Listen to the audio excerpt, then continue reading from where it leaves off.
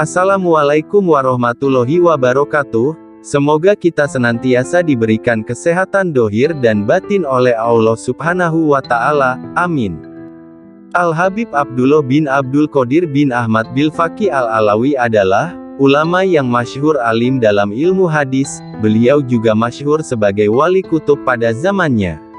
Beliau menggantikan ayahandanya Al-Habib Abdul Qadir bin Ahmad Bilfaqih sebagai pengasuh dan memimpin pondok pesantren Darul Hadis Al-Faqihiyah li Ahlussunnah wal Jamaah yang berdiri pada tanggal 12 Rabiul Awal 1364 Hijriah, bertepatan dengan tanggal 12 Februari tahun 1945 Masehi di Kota Malang, Jawa Timur. Ada hikayat. Suatu ketika, Kiai Abdul Hamid bin Abdullah bin Umar, atau Mbah Hamid Pasuruan memondokkan putranya yang bernama Gus Nu'man, di pesantren Darul Hadis Malang, yang diasuh oleh ulama besar pakar hadis yaitu, Profesor Dr. Al-Habib Abdullah Bilfaqih. Ketika Gus Nu'man nyantri, seperti halnya anak muda seusianya, beliau suka bermain dan pasti ada nakalnya. Nampaknya kenakalan yang dilakukan oleh putra Mbah Hamid ini terdengar sampai ke telinga Habib Abdullah. Lalu akhirnya Gus Nu'man pun dipanggil oleh sang pengasuh. Gus Nu'man mudah diberi pengarahan dan nasihat agar beliau tidak nakal lagi serta tidak mengulanginya, tapi tidak sampai ditazir. 1-2 kali Gus Nu'man dipanggil tetap saja belum ada perubahan. Akhirnya untuk yang ketiga kalinya beliau dipanggil dan dihukum langsung oleh sang pengasuh.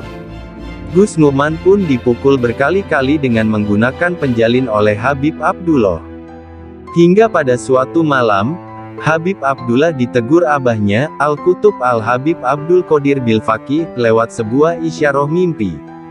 Dalam mimpinya beliau berkata, "Nak, kamu tidak tahu anak siapa yang kamu pukuli itu? Itu adalah anak Kiai Hamid, Kiai yang menjadi wali abdal. Apakah kamu tidak takut kualat?" Dan setelah kejadian bermimpi abahnya, selang beberapa hari beliau juga bermimpi bertemu dengan Kiai Hamid sedang menuju pintu surga.